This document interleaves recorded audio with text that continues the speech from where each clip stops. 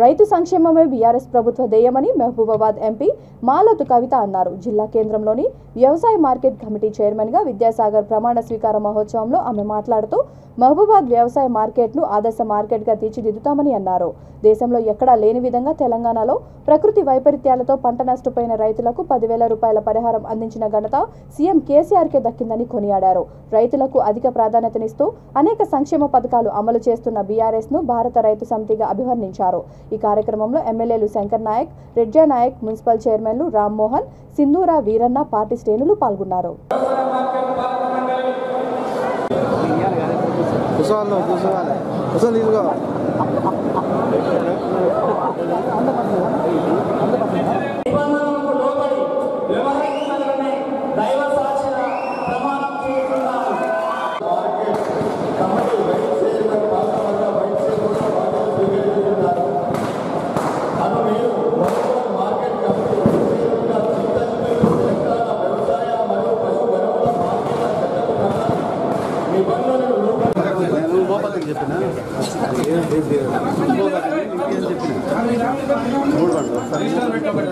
చెప్పిన